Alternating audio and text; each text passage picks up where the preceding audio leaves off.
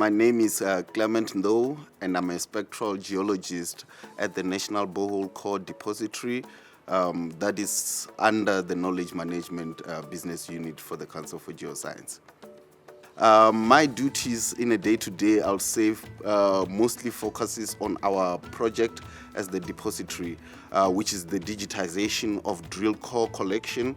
So all the rock collections that we store there, we are trying to digitize it to create a virtual core library.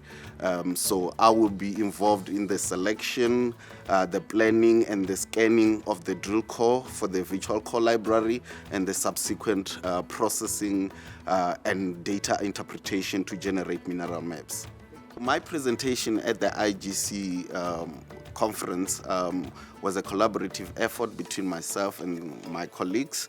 So it focuses on research that we did, researching about the effectiveness of hyperspectral imaging system as a tool to map apatite in the bushveld complex, specifically focusing on the northern limb and the upper zone of the northern limb.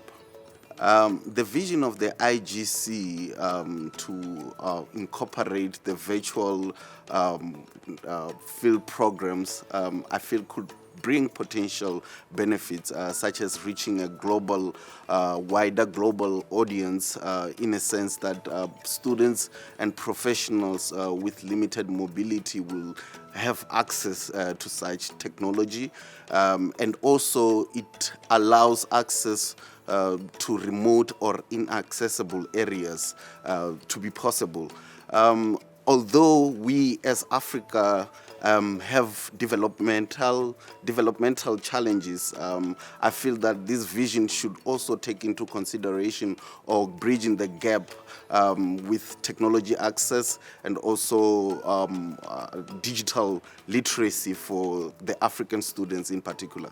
My research, I feel like, could bring this vision or does contribute towards this vision in a sense that we were using hyperspectral imaging data sets, which portrays a picture of the upper limb of the bushveld complex through the imagery that we've captured. So it gives a person who has not been to the bushveld an image of the whole rock, the mineralogy. We also have downhole plots that shows us where those zones of apatite are occurring.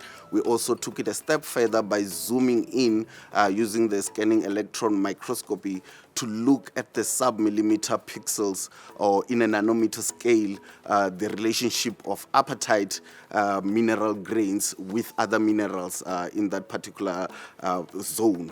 So I feel like the fact that we bring those images translate to a virtual concept that anyone across the globe can relate to.